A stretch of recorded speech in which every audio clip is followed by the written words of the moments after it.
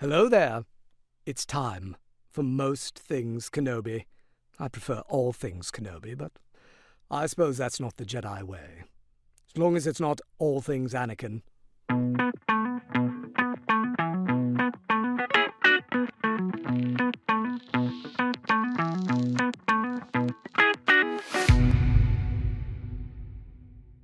Hi, everyone. Welcome to another episode of Most Things Kenobi, a podcast about Obi-Wan Kenobi and all things Star Wars. I'm your host, Leanne. And I'm your host, Lauren. And this week, interesting topic, one that we don't completely understand, even after doing significant amount of research. Yeah. We're talking about the Whills. And W-H-I-L-L-S, the Whills. You know what? If Let's you talk will. about the Whills. Let's talk about the Whills. Whills. That's so funny. It's a deep topic. And I'm not, like I was telling you, I'm not entirely sure I truly understand it. Yeah, when we picked this last week, I don't think either of us realized what we were getting into. No, that's Yeah. typically how it goes. But we're just having a conversation, a little case study on the Whills. And actually, if people understand it more, please chime in after you listen to this episode, because we're open to it. As far as I can tell, it's a George Lucas original. Like original. Yeah, like from the first script you ever wrote. Yeah. Mm-hmm. I didn't The script that got tossed. realize that at all. And like, I don't know where this is from, like what source this comes from, but the fact that the whole Skywalker saga is actually R2-D2 replaying the events of the Skywalker life 100 years after the Battle of Yavin to one of these keepers of the Whills, you know? I never heard that before. I fucking love that. I always had a headcanon that a long time ago in a galaxy far, far away, ... is actually R2-D2. Well, you're right. That is what it is. Yeah. I guess George Lucas confirms this. It's pretty crazy. Well, he's the only one that's seen it all and hasn't had his memory wiped. Yeah. Yeah. It's so fun. Which is, my God, it's kind of sad, though. It is. It does make me sad and also, like, skeptical that a droid could survive that long, because I don't own any piece of technology that would survive more than 100 years. But whatever, this is the future we're talking about, so maybe. The fact that R2 is the hell robot that survives all this stuff. It's so funny. Well, there's a lot of interesting things that I came across when, like, studying this for this episode about the Whills and where it all originated with George Lucas, and how, in fact, he wanted to write, he had like a whole journal about the Whills, which was, it was kind of not, they didn't buy it, so he scrapped it, and then that's how he came up with Star Wars, basically. Yeah. But he never truly abandoned the idea of the Whills, and of course then we get the episodes in the Clone Wars, you know, through Dave Filoni via George Lucas. Yeah. So it's definitely like in the background at all times, which I do like, because if that was his original thing, I'm glad he kept it kind of interwoven in a way or in some form since the beginning. Well, it makes me think he must have been working towards that sequel trilogy that he had planned to make, because we see in Clone Wars, right as it got canceled, they were starting to get into talking about the Whills, which is crazy, and then it gets canceled. So to me, that seems like he was starting to set it up, you know, because I guess there's some book called like the Star Wars Archives, right? Isn't that? Mm-hmm. And so like in there, he discusses his plan for the sequel trilogy, and it was supposed to be diving into the spiritual stuff, like the Whills themselves, right? Isn't that was his like Correct. original plan? Yeah. It's the Journal of the Whills that he wrote in 1973. It's the story of Mace Windy, which I kind of love the name Mace Windy better than Mace Windu. That's, you know, in the original radio drama, Luke has a friend named Windy. Well, there you go. It all kind of wraps together. So he just like keeps all of these little references, and if he doesn't use it here, he decides to use it there. Like, it's so funny, and only us crazy obsessed people find find all the connections because we're truly. There's so many connections, in fact, and most of them show up in the Clone Wars series, which is not a surprise because Dave Filoni worked with George Lucas. Yeah. To bring about some of the things that we learned in the Clone Wars and in Rebels. So it continued into the Rebels series. Just to give people a background, this is a direct quote from George Lucas himself via Star Wars The Annotated Screenplays. He says, quote, "Originally, I was trying to have the story be told by somebody else. There was somebody watching this whole story and recording it.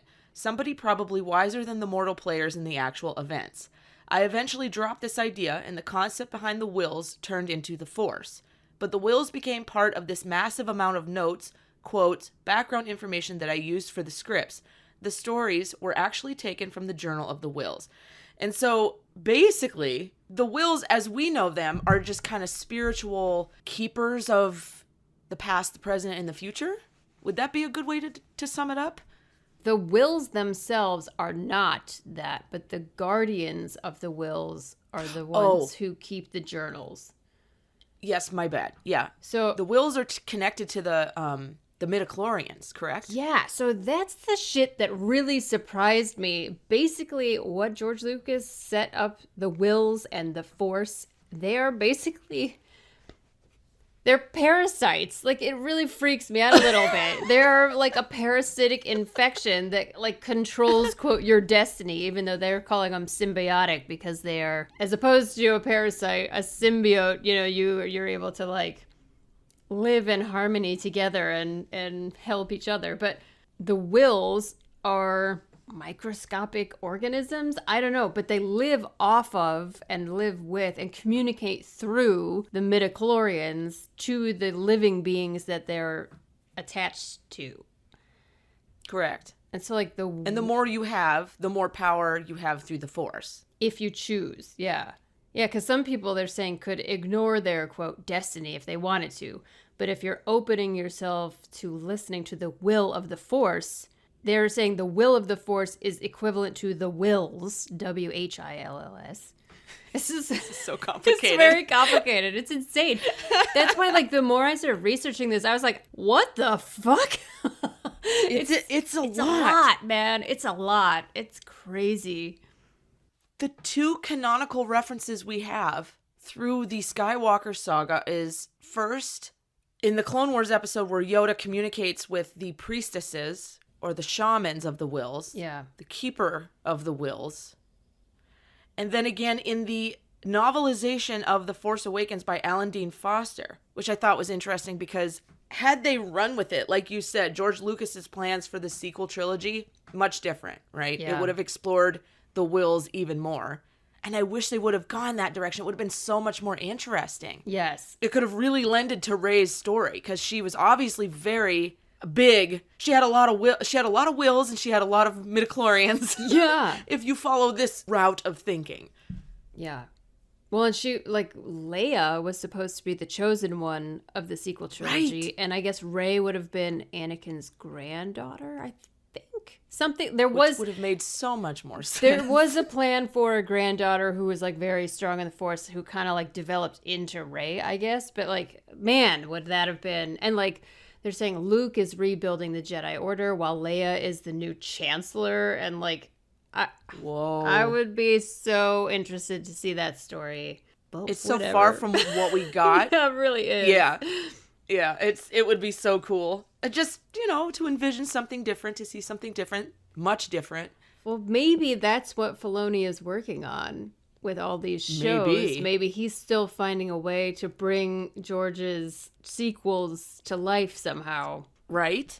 That would be very interesting to see. But yeah, this was like, it was not what I was expecting. I really wasn't. To have it be more like microorganisms as opposed to like a more like spiritual thing, it's kind of weird to think that all the people who have, quote, the Force are being controlled by a microorganism within their body as opposed to like an external source outside of their body, which is kind of how we think of God, and like the universe that we live in. A lot of times we think of an omniscient or omnipresent spiritual force that can come into our body, but like lives externally. This is like the opposite of that, where it's like it lives inside you, and then you can affect things outside of you through its influence. But I don't know, man. It's not what I expected at all. Well, then we have the Temple of the Whills, which is on Jedha. Mm-hmm. So there's a whole ass temple that the Jedi would go to. It was considered sacred by the Jedi. Of course, the planet of Jedha was a big Jedi centric. I'm not sure how to phrase it. Well, it was just revered. It was like revered. The Kyber temple, right? So yeah. Which we know from Rogue One, they were basically, the Empire was harvesting Kyber crystals from there. It's crazy. Well, and then so like within that, right? There are two parts of that, right? It's like the guardians of the will and then the disciples of the will. Is that right? Am I remembering that right? Yeah. And so like one felt the force and one used the force, but they used different. They were like different. Oh, I don't know. It's so fucking confusing. And then there's another thing called the Church of the Force, right? It's just like it starts to spiral into this huge. I don't even know. I mean, you can kind of see why it didn't really take off. It was a little complicated. Yeah. You needed to boil it down to something, and he boiled it down to Star Wars and the Force itself. Yeah. Which keeps it simple. I would love to learn more about the Temple of the Kyber and like Jedha, the disciples of the Whills, like all that stuff is really fascinating to me. And I guess they've kind of started making material for it, but really not much. I think there's a graphic novel of it, and then there's references to it in Rogue One. And then there is a comic where Luke goes back to Jedha. I think it's called Ashes of Jedha. But that doesn't go in depth into the history of what Jedha City really was and like what the spiritual part of it was. So it's like it's almost too big for even Disney to tackle because it's such a complex idea. It really is. I mean, we were getting close to it again in the episode of Clone Wars where Yoda goes in search of the Whills and speaks to them, and Qui-Gon ends up telling him, like, if you can communicate in this fashion after death, if you communicate with the Whills or the shaman of the Whills, then you can learn to communicate after death. Yes. Which kind of, I mean, that's why I was so confused in the Kenobi series, because Qui-Gon showed up as a corporeal figure. Right. We know that it's voice only unless you learn more, and Qui-Gon never got to complete his studies, which is why he should have remained just a voice. So people are saying that because Yoda learned from the Whills, that he was able to help Qui-Gon continue learning after death, and that's how he was eventually able to like manifest a body. Okay, I can buy that, but that's a stretch still. Right, and like, have they actually shown that anywhere? There's a lot of references, like a lot of stuff I read was on Wikipedia. So like, I didn't go through the annotations to see like what their source material was for all of this information. I didn't have time, honestly, because there's just so much. You know, in these articles, they're saying that Qui-Gon was able to continue studying after death because he at least had a consciousness, and I guess that's all you need to keep learning. And Yoda was able to, like, learn physically affecting the real world, even though he was in the spiritual plane. Like, he had his Gimmer stick that he hit Luke in the head with. Oh, yes. And he, like, was able to make a bolt of lightning come down and hit the force tree that Luke had on Ahch-To. So it's like, they were saying that was new for ghosts. I mean, Obi-Wan did come in and sit down on a tree in Return of the Jedi. But he did. Yeah, I don't know. It's really interesting because then in these articles they also say Anakin becomes a Force ghost and Ben Solo becomes a Force ghost, which I didn't remember seeing that anywhere, but maybe it's in we don't see him. Maybe it's in a book. We don't see that. Is it it could be in a book. Maybe a novelization. Apparently, so like if you are a good person, you can just like, if you're really selfless, apparently you can just like learn it through death. I don't know. That was really a far stretch for me. How does that explain how Anakin became a Force ghost? his redemption and being the chosen one, I guess, was... I guess, yeah, because, okay, on the topic of the chosen one, the novelization that we get for The Force Awakens actually talks about the prophecy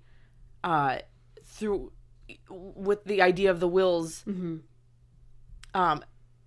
The first quote, this is from the first draft of the Journal of the Whills. Okay. So follow if you will. It says, quote, "And in the time of greatest despair there shall come a Savior, and he shall be known as the Son of the Sons." So Son, S-O-N, of the Sons, S-U-N-S. And so, like, you could say of the twin sons of Tatooine. Oh, interesting. Yeah, but I mean, you could also say Luke as that as well, because he becomes a savior also from there. Yeah. And was born and raised then, on Tatooine. Correct. Well, not born there, but was raised there. And then we get the novelization by Alan Dean Foster with a quote from the Journal of the Whills in the novelization of The Force Awakens. And it says, quote, "First comes the day, then comes the night.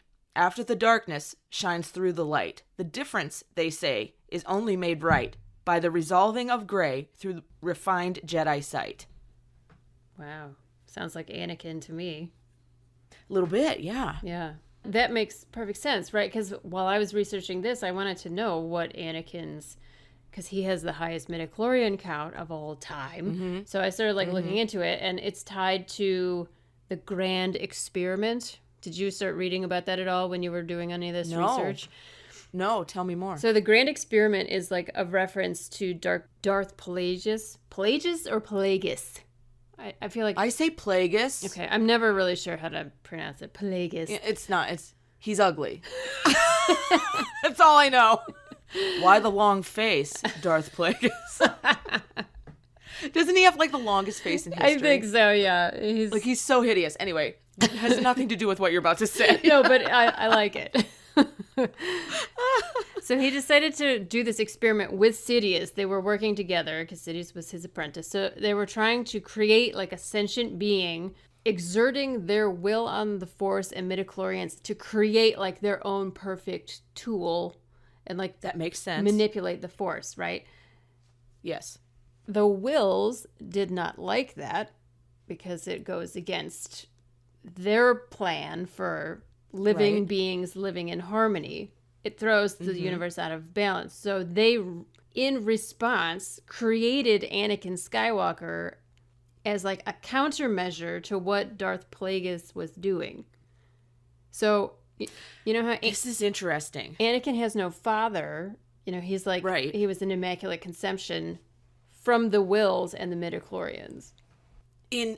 As a big FU to their little experiment, yes. Which, ironically, they end up getting to use anyway in the end. They end up manipulating and using him as their tool. Yeah. At least Darth Sidious, Palpatine. Exactly. Does. But it's the Oedipus complex, right? Of yeah. He's destined to kill his father, so he says, well, I don't want to kill my father, so he leaves and goes on this, odyssey. And by returning and being on this odyssey, he fulfills the destiny of accidentally killing his father.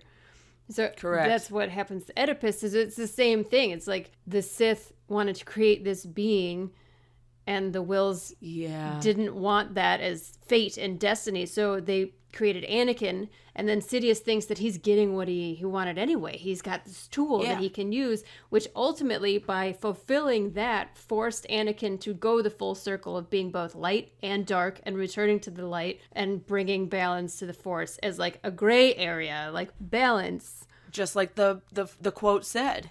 Exactly. So it's I thought that was very interesting, and it ties into how the Whills and at least the Whills, the priestesses of the Whills that we see in Clone Wars, they talk about how fear and the dark side are actually important. Because it's the light is important, but what you and I always talk about, you have to have the dark to balance the light. Balance absolutely isn't the absence of darkness. You have to have both, and the Whills understood that. Well, you can't understand one without the other. You can't realize what one is without knowing the opposite of it. Right. Isn't it weird we have to define things by knowing the opposite of what it would be? It's so interesting.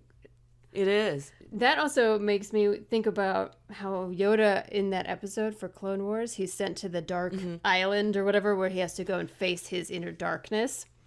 Yes. And how that's really an important step. Because you have to realize that in order to cross over to the light, to get to that other side, to fulfill it. Exactly. I kind of love this because this is the overriding theme of Star Wars anyways. To overcome the darkness, to make your choice, to choose the light, to choose the good, to, the selfless thing in the end. And we see that through all the protagonists. Mm-hmm. That is Luke and Leia. That's Anakin. I mean, we see it 1,000 times with Obi-Wan. It's Ben Solo. It's Rey. Mm-hmm. It's all of them. You have to acknowledge that you do have both light and dark inside you. It's the choices that you make. Mm-hmm. And which we've always reiterated on this show is the important thing about Star Wars is it's about your choice. Yeah. Yeah. And it's true in real life, which is probably why so many people feel really connected to Star Wars, because it is it's removed enough from real life that we can actually take lessons from it in an unbiased way. But it really applies to real life in a really kind of beautiful way. Did you read about the Bendu and how that came about? No. In Rebels? I love the Bendu. He's such a... Because it's not just a gentle, sweet character. It's it's a little bit scary at the same time, and I love that. Right. So when George Lucas first wrote the Journal of the Whills, he mentioned Mace Windu, who was an original Jedi Bendu monk. So Bendu was actually Lucas's original name for Jedi. Really? But he dropped that. He kept Jedi.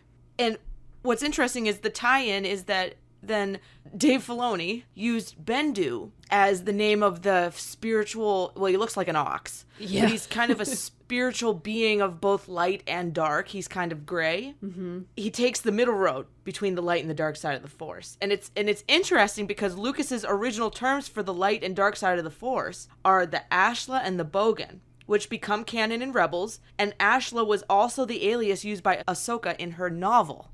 So the novel titled Ahsoka that's her nomiker she uses. Really? I didn't know Which that. is Lucas's original term for the light. Which makes sense because she's also tied to the daughter from Mortis, who's the light side. And a lot of people argue that Mace Windu is kind of like a gray Jedi, or the most gray of the Jedi, because he's got, he kind of treads the line. Mm-hmm. So Mace Windy, just that name, I'm so glad they changed it, was an original Jedi Bendu. But the Bendu is known, according to Wikipedia, is a collection of non-confrontational beliefs practiced by Bendu monks. So the original Journal of the Whills by Lucas himself talks about the Bendu, and now we have a whole non-confrontational religion, and their symbol is eerily similar to the Republic symbol and then eventually the Empire symbol. So it all kind of ties together. I know it's a lot. It's a lot, but it's crazy. You're right, because the symbol does look like that, which is so interesting because opposite of non-confrontational, right? With the Empire. It's funny, the symbol of Bendu was a circle connected by 8 even spokes, which represented the unification of the galaxy by the Force. Oops, the Empire cut through that unification and put a lot of gaps in the symbol, which, I mean, if you look at, the Empire / the Republic in its height. Yeah.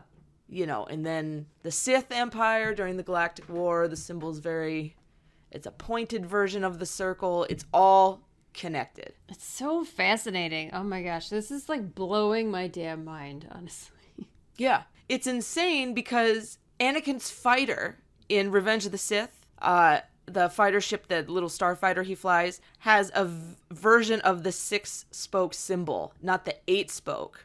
So it's a version of the Bendu, slightly less instead of, really? There's 7, there's 8, there's 6, there's all these numbers, and we know how numbers play an important part. We've talked about it in the Mortis arc. How crazy. I had no idea about any of this stuff. You're really blowing my fucking mind. And this all comes from George Lucas's Journal of the Whills, which never took off anyway.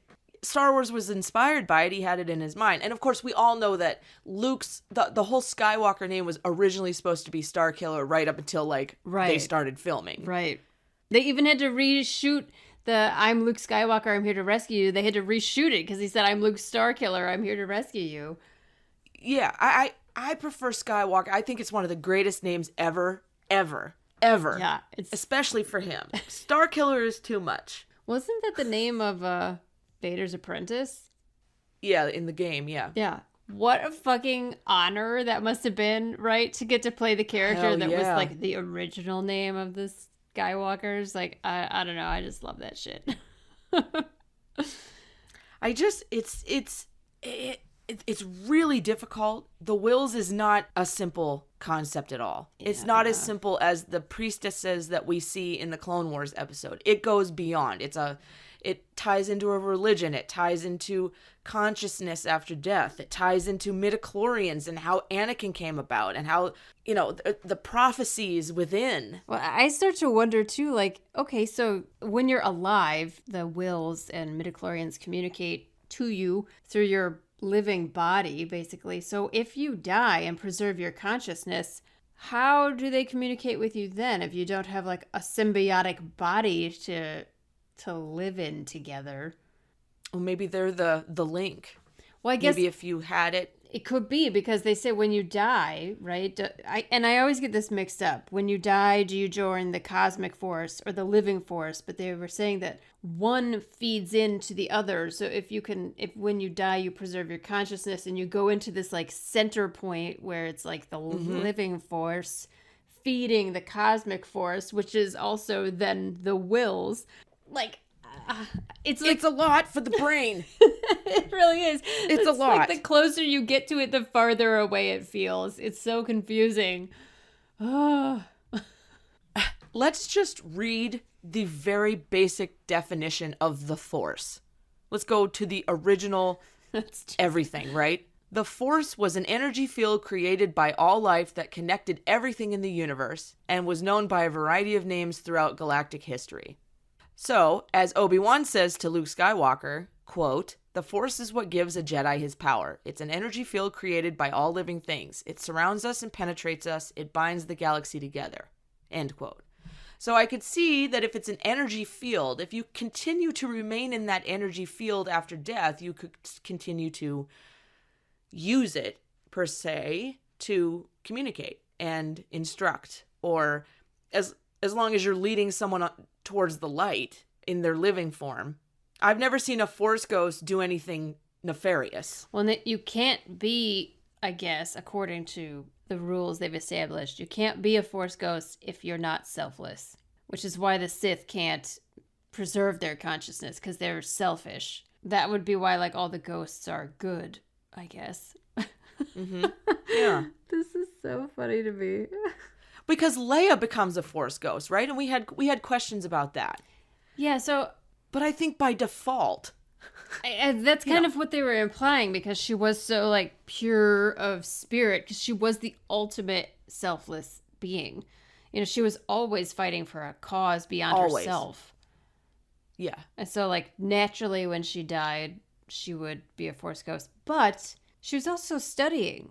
She was training with Luke. And I do feel like they're twins, so maybe there's a tie there. Oh, absolutely. Something spiritual. Yeah. And if Luke understood this and like had studied with Yoda and Obi-Wan and had learned how to join the living force or whatever, he probably taught Leia. And even if he didn't teach her, they were tied together spiritually. So I don't know if it's ever been like officially addressed or not, though. She just appeared. And so it's like, did they just write that in without like really reading about it and like understanding how Force ghosts work?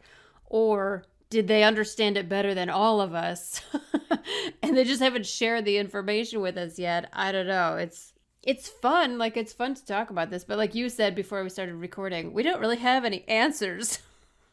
No, we're doing a study in trying to figure out. Well, first of all, we talked about the origins of it, and from there it just got more complicated because George Lucas's brain is a different type of brain. Seriously, as a writer, like we both are writers, this just blew my mind as like a creative person. It's like I've written novels that aren't Star Wars related, and I'm always working on something that's not Star Wars related. Mm-hmm. Never in my whole life have I ever decided to come up with a whole new religion, explanation for existence, like a symbiotic creature that gives you... My brain is just exploding because it's like... whose mind works like this? You know, it's like... Who has the time for their mind to work like this? Exactly, I had the same thought. How often are you taking a shower, George Lucas, where you stand there and think about these things? Because that's the only time of peace I have to think about anything random. Me too. Shower, taking a shower, driving, or taking a walk. Those are the only 3 times that I, like, my brain can have time for writing. It's true. So, yeah, I don't know. How do you feel about it? Do you like this explanation for what the Whills and the Force? Do you mean specifically with Leia becoming a Force ghost, or just the Whills in general? Just in general. Like, what are your feelings on it? The parasite Midi-chlorian thing is weird, but it's always been weird to me in Star Wars. I do like that there's a greater thing watching over.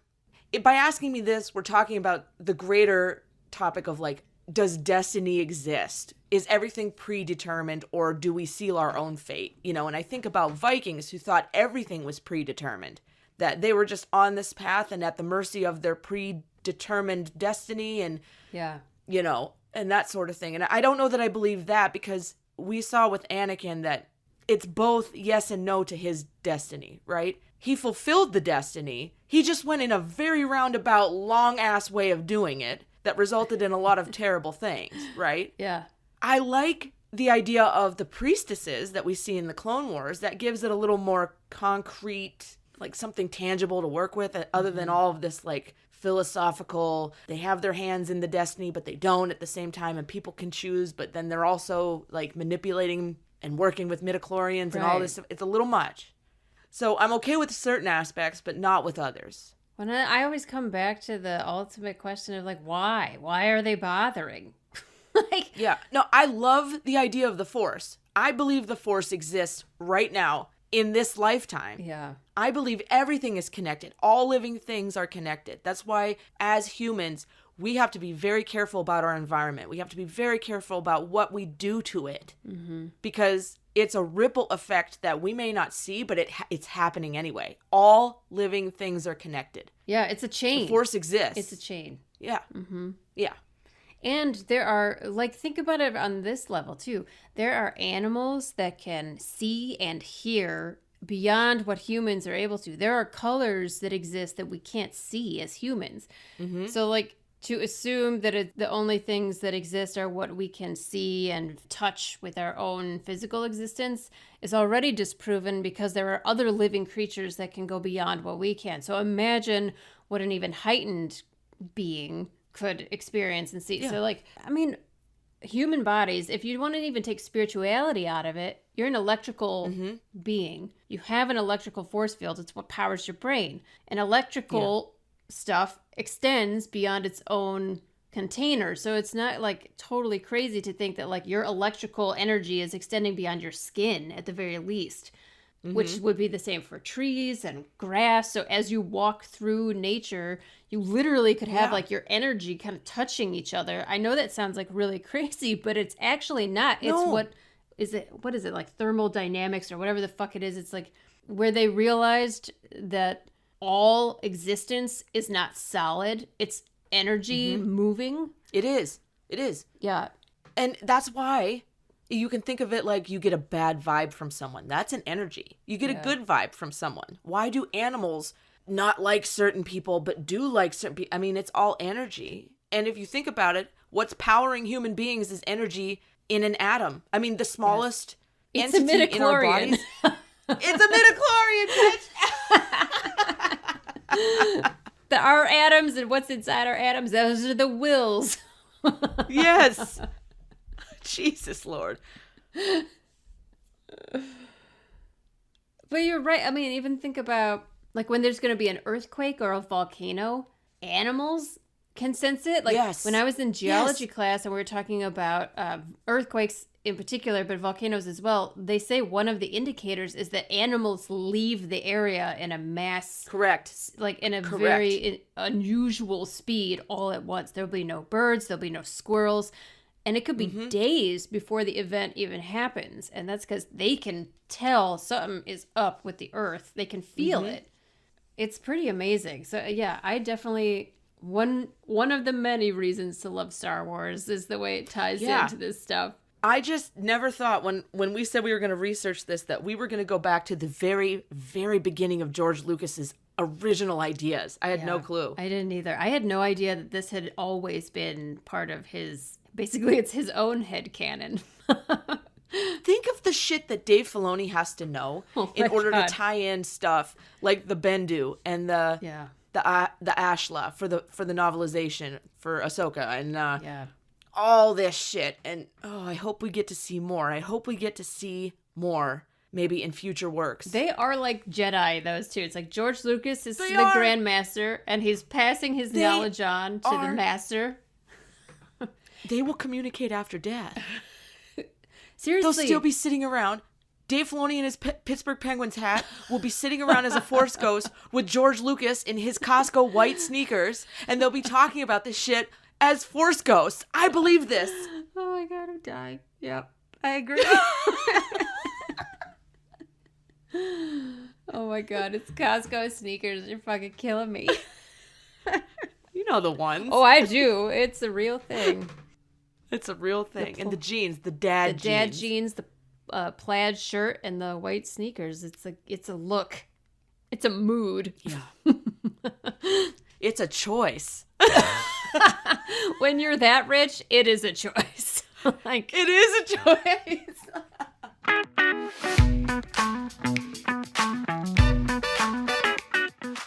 Now it's your turn, listeners.